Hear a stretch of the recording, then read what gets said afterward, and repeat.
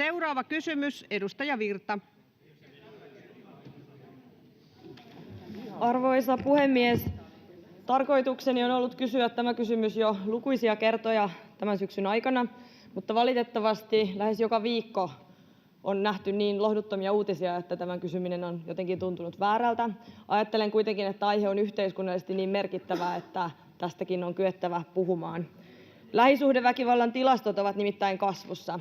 Väkivaltaa voi joutua kokemaan kuka tahansa, mutta me tiedämme, että Suomessa jopa yli puolet naisista on kokenut fyysistä väkivaltaa, seksuaaliväkivaltaa tai uhkailua. Lähisuhdeväkivalta, se rikkoo, se traumatisoi, se vammauttaa, se ajaa taloudellisiin vaikeuksiin ja pahimmillaan se vie hengen. Suomessa väkivaltatyötä tekevät tällä hetkellä pääasiassa järjestöt. Suurin osaaminen on tällä hetkellä järjestöissä. Nyt kun hallitus leikkaa järjestöavustuksia, on järjestöiltä kuultu vakavaa viestiä siitä, että osa saattaa jäädä avun ulkopuolelle. Samaan aikaan me tiedämme, että hyvinvointialueilla ei ole vastaavaa kykyä vastata siihen palvelutarpeen kasvuun, joka sinne saattaa kohdistua. Kysyisinkin ministeri Juusolta, miten hallitus pyrkii turvaamaan väkivallan uhrien avun jatkossa, kun nämä järjestöleikkaukset konkretisoituvat ja hyvinvointialueet kamppailevat mittavien säästöpaineiden alla. Ja ministeri Juuso. Arvoisa rouva puhemies! Edustaja Virta esittää erittäin tärkeän kysymyksen. Taloudellisista syistä joudumme supistamaan myöskin sosiaali- ja terveysalan yhdistysten rahoitusta. Me olemme tällä hetkellä selvittämässä, että millä tavalla me teemme sen järkevällä tavalla. Nyt ensi vuonna kohdistamme leikkauksia niihin, jotka saavat isoja avustuksia. Ennen kaikkea vähennämme uusien avustusten saajia, jotta saamme sen vaaditun säästösumman kasaan. Totta kai tarkoituksena on, että nimenomaan haemme sitä vaikuttavuutta ja niitä yhdistyksiä, niitä järjestöjä, jotka tekevät nimenomaan sitä työtä, mihin sosiaali- ja terveysyhdistyksen STEAn rahoitukset on tarkoitettu kohdennettavaksi. Ja palaamme kyllä asiaan sitten, kunhan saamme selvityshenkilön raportin vuoden lopussa, niin varmaan ensi vuoden alussa voimme sitten katsoa tilannetta uudestaan. Kiitoksia. Pyydän nyt niitä edustajia, jotka haluavat tästä aiheesta esittää lisäkysymyksen, ilmoittautumaan V-painikkeella ja nousemalla seisomaan. Ja edustaja Virta jatkaa. Arvoisa puhemies! Väkivallan uhrien auttaminen on välttämätöntä. Jokainen kysymys siitä, miksi ihminen ei vain lähde väkivaltaisesta parisuhteesta, kertoo, miten vähän me ymmärrämme yhteiskuntana sitä ilmiötä. Me tiedämme, että ero on usein se kaikkein vaarallisin hetki, eikä väkivalta suinkaan valitettavasti aina lopu eroon. Sen takia on hyvä kuulla, että ministeri pyrkii selvittämään niitä keinoja, joilla voitaisiin uhrien apua lisätä.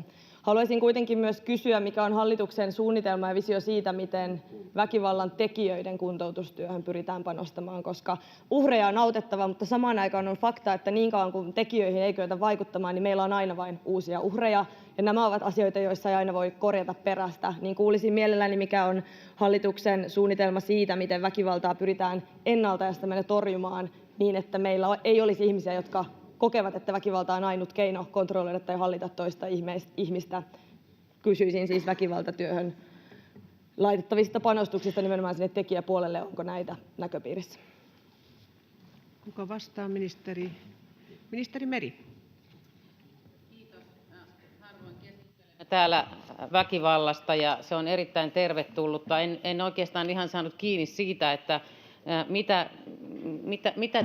mikä oli se teidän fokus siinä kysymys, että halusitteko te kysyä yhdistysten tukemisesta vai ylipäätään hallitusohjelman hankkeesta, niin yritän nyt arvioida, mikä oli kysymyksenne.